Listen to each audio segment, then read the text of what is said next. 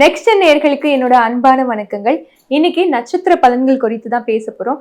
அதை நம்ம கூட ஷேர் பண்ணிக்கிறதுக்காக ஜோதிட சிறுவன்மணி டாக்டர் தீபா அருளாளன் அவர்கள் இணைஞ்சிருக்காங்க. வாங்க நிகழ்ச்சிக்குள்ள போகலாம். வணக்கம் மேம். வணக்கம். எப்படி மேம் இருக்கீங்க? நல்லா இருக்கேம்மா, நீங்க நல்லா இருக்கீங்க? நல்லா இருக்கேன் மேம். இப்போ மீனராசி புரட்டாதி நட்சத்திரம் பத்தி பேச போறோம். அவங்களுக்கு இந்த தமிழ் நியூ இயர் எப்படி மேம் இருக்கு? பொதுவா இந்த பூரட்டாதி இதுவே வந்து பாத்தீங்கன்னா குருனோட நட்சத்திரம், குருவோட ராசியே குருனோட ராசி. ஓகே. அப்ப இந்த மீனம் பூரட்டாதியில பிறந்திருக்கவங்களுக்கு எப்படி இருக்கும் அப்படின்னா, பூர்வ ஜென்மத்துல வந்து பாத்தீங்கன்னா ஒரு நல்ல ஒரு கௌரவமான ஒரு டீச்சிங், ஒரு ஃபேமிலி ஓரியன்டா இருக்கவங்க, ஒரு பெரிய ஜமீன்தார் குடும்பம், அந்த மாதிரி ஒரு என்ன சொல்றது 4 பேர் மதிக்கத்தக்க குடும்பத்துல பிறந்திருப்பாங்க. ஒரு உயர்குலம், மதிக்கத்தக்க குடும்பம், 4 பேருக்கு நல்லது செஞ்ச குடும்பம், 4 பேருக்கு ஆசானா இருந்த குடும்பம், அந்த பிராப்தம் தான் வந்து பாத்தீங்கன்னா இந்த காலகட்டத்துல, அதாவது இந்த பிறப்பு வந்து பாத்தீங்கன்னா மீனத்துல புரட்டாதியா பிறந்திருப்பாங்க. இவங்களுக்கு ஏதோ ஒரு விதத்துல குருனோட டாமினேஷன் இருக்கும், புரியுதுங்களா? நல்ல ஒரு திறமை இருக்கும், ஆக்கப்பூர்வமான சிந்தனை அப்படின்றது இருக்கும். என்னோட அறிவு எனக்கு மட்டும் பயன்படக்கூடாது, மற்றவங்களுக்கும் பயன்படணும். நான் ஓடும்போது மற்றவங்களையும் கையை சேர்த்து கூட்டிட்டு போகணும் அப்படின்னு என்னோட சந்தோஷத்தை நான் மட்டும் அனுபவிக்க மாட்டேன், என்னை சார்ந்தவங்களும் அனுபவிக்கட்டும் அப்படின்ற எண்ணம். ஓகேங்களா? அதுக்கும் மேல இவங்க வந்து பாத்தீங்கன்னா கடந்த ஏறக்கூடிய ஒரு 2.5 வருஷமா பெருசா நல்லா இல்ல, 3 வருஷமாவே நல்லா இல்ல. 7 நாட்டு சனியில இருக்காங்க. இப்ப மத்தியம ஒரு 7 நாட்டு சனியில இருக்காங்க, அதாவது ஜென்ம சனியில இருக்காங்க, மத்தியம பகுதியில. மீனம் எவ்வளவு பெரிய புத்திசாலியா இருந்தாலும் மத்தவங்களுக்கு மென்டாஸா இருப்பாங்க, மத்தவங்களுக்கு வெல்விஷர்ஸா இருப்பாங்க. இந்த காலகட்டம் ஒரு முடிவை என்னால சுயமா எடுக்க முடியல, ஒரு குழம்புறேன் நான், செய்யலாமா வேணாமா செய்யலாமா வேணாமா அப்படின்னு. ஆமா, அதுவும் படிக்கிற குழந்தைங்களும் ரொம்ப ஸ்ட்ரகிள் ஆகுறாங்க.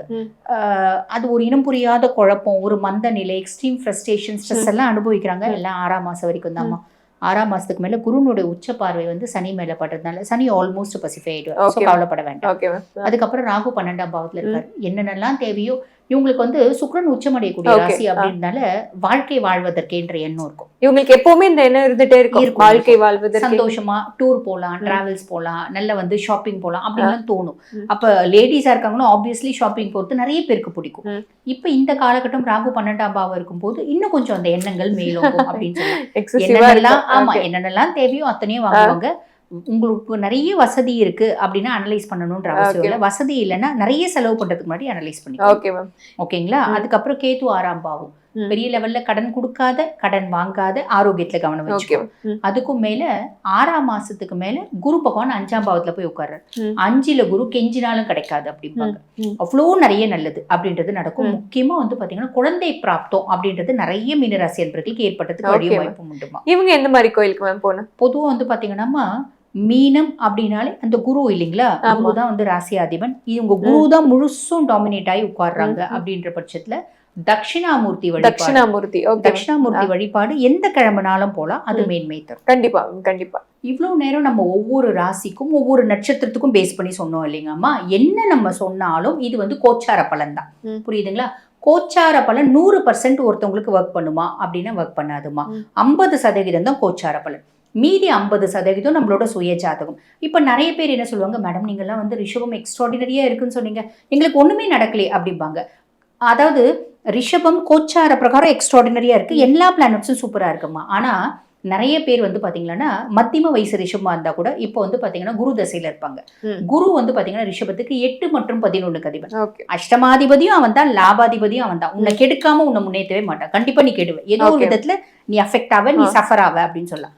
அதுக்கும் மேல இப்ப ரிஷபத்தை பேஸ் பண்ணி சொல்றேன்னு வச்சுக்கோங்களேன். அதுக்கும் மேல ரிஷபம் சூப்பரா இருக்கு, ஆனா உங்க சுய ஜாதகத்துல சனி தசையில இருப்பாங்க. சனி சுய ஜாதகத்துல எங்க இருக்கான் அப்படின்னா 7ல இருப்பான். 7ல இருப்பான். இந்த காலகட்டம் கணவன் மனைவிக்கு பெரிய சண்டை வந்து 2 பேரும் பிரியக்கூடிய சூழ்நிலை வரும். என்ன எல்லாரும் ரிஷபம் சூப்பரா இருக்குன்னு ஒரு ஜோதிடர் இல்லாம சொல்றீங்க. நானும் என் கணவரும் பிரிஞ்சே போயிட்டோமே, நானும் என் கணவருக்கும் நடுவுல வந்து பாத்தீங்கன்னா பெரிய இடைவெளி வந்துருச்சு, பெரிய சொல்றதே நடக்கலையே, இந்த ஜோதிடர்கள் எல்லாம் வாய்க்கு வந்ததுலாம் சொல்றாங்க அப்படின்னு சொல்லுவாங்க. ஆனா அது உண்மை என்னன்னா, ரிஷபம் அப்படின்னா எத்தனையோ கோடி மக்கள் இருக்காங்க ரிஷபராசியில. இப்ப எல்லா ரிஷபத்துக்கும் இது நடக்குமா? சுய ஜாதகமும் ஒண்ணு. சுய ஜாதகத்துல என்ன தசை நடக்குது, தசநாதன் எந்த பாவத்துல இருக்கான், தசநாதன் நல்ல பாவத்துல இருக்கானா.